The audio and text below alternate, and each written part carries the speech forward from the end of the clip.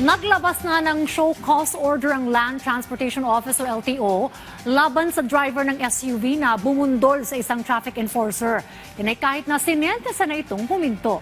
Ang insidente nakuha na ng video at nag-viral sa social media. Narito ang ulat ni J.M. Thompson. Habang sumisenyas ang isang traffic enforcer na ito para ayusin ang trapiko sa isang kalsada sa Cebu City, abay maya-maya lamang ay makikitang dumiretso ang isang sasakyan kahit pa nasa harap nito ang traffic enforcer.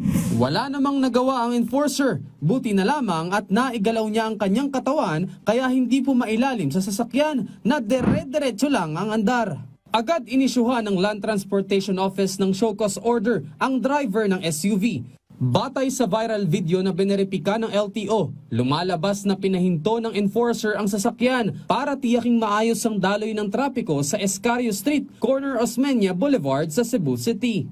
Huli sa footage na huminto naman ang puting SUV pero matapos ang ilang segundo ay umabante agad ang sasakyan at tuluyang natumba ang enforcer. Kahit pabatid ng driver na nabangga ang enforcer, tuloy pa rin ito sa pagpapatakbo ng sasakyan. Dahil dito, pinatatawag ang driver na sangkot sa insidente na humarap sa tanggapan ng Operations Division ng LTO Region 7 para ipaliwanag kung bakit hindi siya dapat managot sa mga paglabag na improper person to operate a motor vehicle at reckless driving. Hindi ito pinalampas ni LTO Chief Marcos Lacanilao dahil anya ang mga traffic enforcer ay dapat igalang dahil sa kanilang trabaho na nakatutulong sa kaayusan ng mga sasakyan sa kalsada. Giit niya, hindi dapat magdulot ng kahit anong panganib ang mga gumagamit ng kalsada sa mga taong nagpapanatili ng kaayusan nito. Sinuspindi na ng LTO ang lisensya ng driver sa loob ng 90 days at inatasang isuko ito sa pagdinig. Sinigurado naman ng LTO na hindi sila titigil na ipatupad ang mga batas trapiko para sa kaligtasan ng mga motorista. Tinitiyak rin nila ang agarang aksyon sa mga motoristang nagpapakita ng irresponsableng pag-uugali.